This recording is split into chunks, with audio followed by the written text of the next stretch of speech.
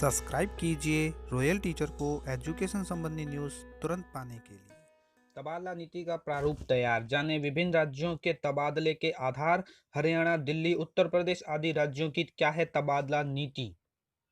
जी हाँ साथियों, तबादला नीति का प्रारूप पूर्ण रूप से तैयार हो चुका है। बस इंतजार है तो सिर्फ कैबिनेट की मोहर लगने का। जी हाँ दोस्तों, इसके बारे में मैंने कल ही एक वीडियो जारी किया था तबादला नीति के बारे में कि किन शिक्षकों को प्राथमिकता मिलेगी, कैसे होंगे तबादले, क्या क्या उनके आधार रहेंगे। राजस्थान में शिक्षक के लगभग 3 लाख शिक्षक ट्रांसफर नीति, ट्रांसफर पॉलिसी का इंतजार कर रहे हैं। उसके इंतजार की घड़ियां अब जल्द ही समाप्त होने जा रही है।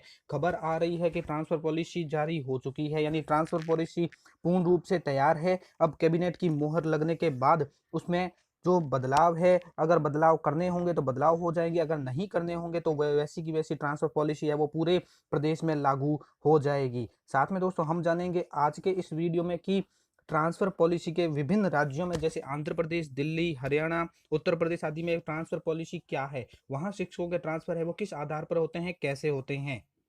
तो दोस्तों वीडियो को देखते रहिए अंत तक। बात करते हैं सबसे पहले राजस्थान की। तो शिक्षक तबादला नीति प्रारूप तैयार है, नीति का है फिर इंतजार। प्रदेश के 3.5 लाख से अधिक शिक्षकों के लिए एक बार फिर तबादला नीति का प्रारूप तैयार हो गया है। शिक्षा मंत्री गोविंद सिंह डोटासरा जल्द मुख्यमंत्री अशोक गहलोत को तबादला नीति का खाका सौंपेंगे। कैबिनेट की मंजूरी के बाद यह लागू हो जाएगी।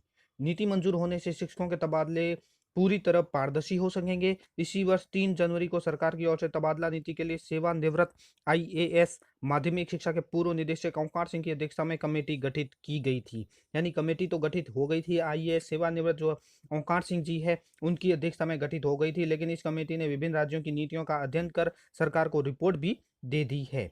कमेटी को मई जून तक रिपोर्ट देनी थी, लेकिन कोरोना काल में देरी हो गई।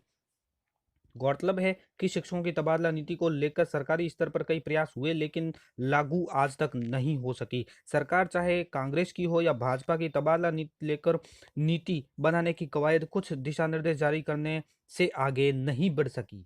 और जो दिशा निर्देश दिए गए वो भी दिशा निर्देश है वो डिजायर की आंधी में उड़ गए। तबादला नीति बनाने की कवायद यूं तो 90 के दशक से ही हो गई थी। पूर्व आईएएस मंगल बिहारी की अध्यक्षता में बनी कमेटी ने तत्कालीन सरकार की पहल पर ऐतिहासिक सिफारिशें की थी, लेकिन राजनीतिक परिणामों का आकलन कर उसे ठंडे बस्ते में डाल दिया गया। शिक्षाविद अनिल बोरदिया की अध्यक्षता में बनी कमेटी का भी यही हाल हुआ। पिछली भाजपा सरकार ने भी तबादला नीति बनाने के लिए मंत्रियों की समिति बनाई थी। इनकी सिफारिशें भी फाइलों में ही दबकर शिक्षकों की तबादलों को लेकर 2 बार कार्मिक विभाग की ओर से आदेश जारी किए गए। 1994 में प्रारूप की वजह से विभाग ने आदेश जारी किए। वहीं 2005 और 13 में भी तबादला निर्देशों के कुछ बिंदुओं की पालना को लेकर आदेश जारी किए गए।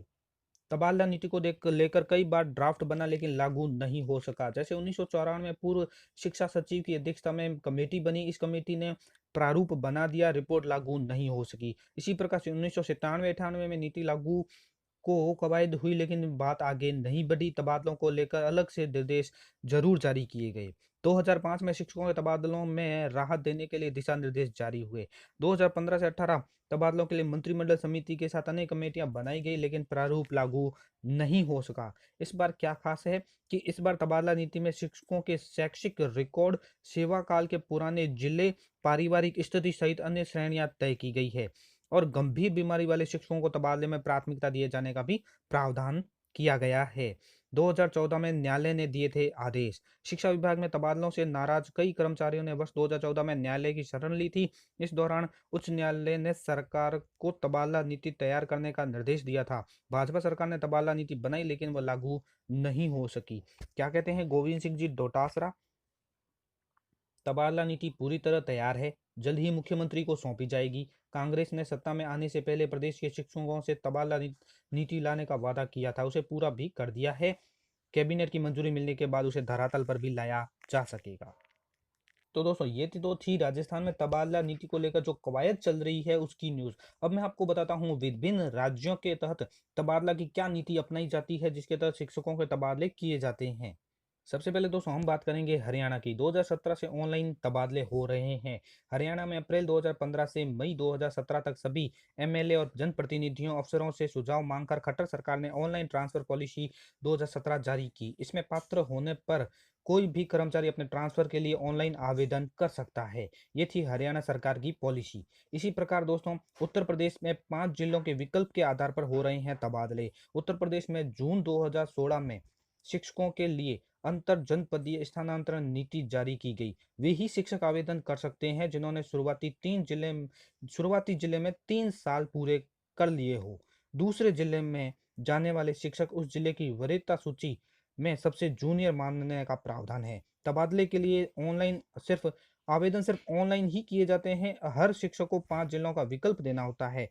पद खाली होने पर ही उन्हें वरीयता क्रम में लगाया जाता है। दिव्यांग तथा असाध्य रोग जैसे कैंसर, लीवर या किडनी फेल होने या लकवाग्रस्त या बाईपास सर्जरी कराने वाले शिक्षकों और विधवाओं को तबादले में प्राथमिकता दी जाती है। यह है उत्तर प्रदेश की पॉलिसी जो 5 जिलों के विकल्प के आधार पर है और जून 2016 में शिक्षकों के लिए नीति जारी की गई है। अगली बात करें हम पंजाब में, तो पंजाब में अंकों के आधार पर हो रहे हैं तबादले। पंजाब के सीएम अमरिंदर सिंह ने नई तबादला नीति जुलाई 2019 में जारी की। पॉलिसी में अध्यापकों की परफॉर्मेंस के लिए कुल 250 में से 90 अंक मुहैया करवाए गए। अब इसमें अध्यापकों के नतीजे, सालाना गुप्त रिपोर्ट आदि शामिल है। 15 अंक उन अध्यापकों को मुहैया करवाए गए जिनके बच्चे सरकारी स्कूलों में पढ़ते हैं। यानी पंजाब सरकार में यह है कि जिनके बच्चे सरकारी स्कूलों में पढ़ते हैं उनको 15 अंक दिए गए और बाकी 250 में से अंक लाने हैं। जिसके ज़्यादा अंक होंगे उनकी ट्रांसफ़र होगी। इसी प्रकार आगे बात करें दिल्ली में। दिल्ली में सिर्फ अगस्त महीने में ही होते हैं तबादले, अन्य किसी महीने में नहीं। शिक्षकों के लिए तबादला नीति यहाँ लागू हो चुकी है। इसके तहत वर्ष में एक बार ही 31 अगस्त को तबादले होंगे।